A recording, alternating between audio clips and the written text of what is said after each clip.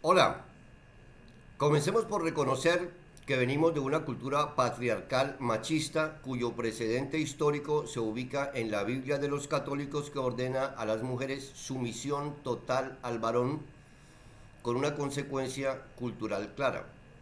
Muchas mujeres todavía aceptan resignadas que por mandato de origen divino el hombre es superior a ellas. Digamos a continuación que las mujeres son las mayores víctimas de violencia intrafamiliar y en tal medida es justa, conveniente y necesaria tanto la solidaridad masculina como la sororidad femenina hacia las víctimas. En este contexto no tengo inconveniente en declararme feminista en apoyo a las justas luchas de tanta mujer maltratada, humillada o subvalorada por esa cultura patriarcal. Además, soy consciente de la necesidad de establecer relaciones de igualdad. Ahora bien, lo anterior no es obstáculo para constatar que de un tiempo para acá, y en aras quizá de impedir que ciertas expresiones masculinas de acoso o abuso queden en la impunidad, algunas feministas radicales caen en conductas abusadoras o acosadoras contra quienes han sido señalados de tal clase de actos, pese a que la fiscalía o los jueces o una justa valoración de los hechos los ha sobreseído de condena punitiva o de sanción social. Aunque abundan los ejemplos, aludo en particular a lo que le ocurrió o le volvió a ocurrir a Holman Morris en un foro reciente sobre reforma a la salud, cuando la señora Jennifer Pedraza anunció a voz en cuello que se retiraba del recinto porque consideraba que, comillas, es una persona denunciada por violencia de género. Para demostrar la utilización política que en medio de una campaña electoral hizo esa congresista del partido Dignidad de Jorge Robledo, ubiquémonos sobre un escenario hipotético en el que tiempo atrás Morris hubiera sido acusado no de maltrato o abuso, sino, por ejemplo, de estafa, y la justicia lo hubiera declarado inocente. En tal circunstancia, pregunto, ¿habría alegado la congresista que se retiraba del recinto porque es una persona denunciada por el delito de estafa? ¿Verdad que no? En una entrevista interrogatorio que sostuvo ese mismo día con Mañanas Blue Radio y donde Camila Zuluaga brilló por su objetividad, Holman aclaró que en ese foro fue interrumpido por la congresista Erika Tatiana Sánchez del partido de Rodolfo Hernández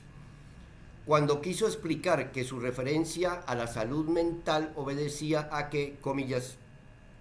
yo vengo siendo víctima de un matoneo que ha tenido repercusiones sobre la salud mental de mi familia y que acabó con la vida de mi padre, cierro comillas.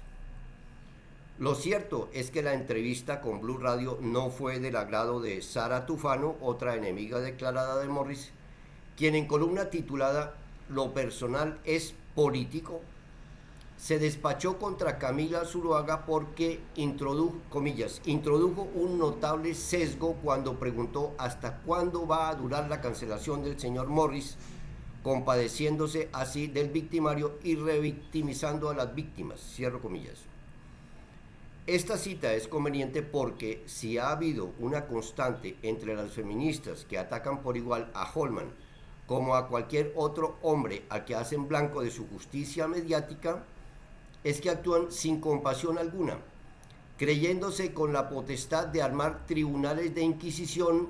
para dañarles la vida y el prestigio solo porque se creen dueñas de su propia verdad, una verdad pontifical no sujeta a los cánones de la justicia terrenal.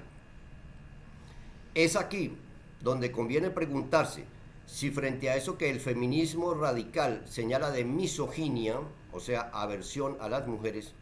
no estaría operando más bien un fenómeno de misandria, entendida como aversión a los hombres. No entraremos, por supuesto, al terreno psicoanalítico donde Freud habla de la envidia del pene, pero sí es importante recalcar que en algunas feministas radicales se percibe una especie de rencor visceral contra toda expresión de masculinidad. Mejor dicho, la misandria viene a ser la versión femenina de la misoginia y se expresa cuando un varón se atreve a criticar algo de otra persona que resulta ser mujer y entonces salen con que respete a las mujeres por el solo hecho de que el objeto de la crítica recae sobre una mujer. Y entonces queda el fulano como si hubiera querido atacar en conjunto a todo el género femenino. De esta situación yo también he sido víctima y traigo a colación una columna para El Espectador titulada Queríamos tanto a Nani, donde denuncié en diciembre de 2021 que la entonces directora de comunicaciones de Colombia Humana, María Antonia Pardo, quien venía de apoyar a Carlos Fernando Galán en su aspiración a la alcaldía de Bogotá, aprovechó su privilegiado cargo para descabezar de la lista a la Cámara en Atlántico al abogado Miguel Ángel del Río y meter ahí a su supuesto ex esposo Ahmed Escaf, un actor de farándula. En aquella ocasión actuó lo que se conoce como la sororidad femenina, pues se vinieron lanza en ristre contra mí, incluso amigas mías, para acusarme de misógino, siendo que solo quise evidenciar algo que me pareció tráfico de influencias de una señora para poner ahí a su preferido. Lo que se negaban a entender es que si hubiera sido un señor, igual habría hecho lo mismo. Es más, allí mencioné una actitud claramente machista del señor Escaf, cuando en desarrollo de un reinado de la ganadería conoció a una periodista y producto de ese encuentro ella quedó embarazada y él justificó su infidelidad, pues estaba casado con la señora Pardo, alegando que todo fue bajo los efectos del alcohol, algo, comillas, sin importancia en mi vida amorosa. ¿Cómo se habrá sentido la chica embarazada cuando se enteró de que, según el don Juan seductor, fue algo sin ninguna importancia? Pero no, debido a que yo había escrito sobre una persona que no era hombre sino mujer, como un rayo cancelador me cayó el feminismo radical colectivo. Misógino, misógino, misógino. Volviendo al caso de Holman Morris, el propósito de esta columna es brindar claridad en que siempre ha habido un propósito político en la persecución que le montaron, pues su prestigio había permanecido incólume hasta que tomó la decisión de buscar la alcaldía de Bogotá, luego de haber sido el brillante director de Canal Capital durante la alcaldía de Gustavo Petro. No es casualidad que justo para esa ocasión apareció el abogado uribista Abelardo de la Espriella, representando a la ex esposa del candidato en una denuncia por maltrato intrafamiliar,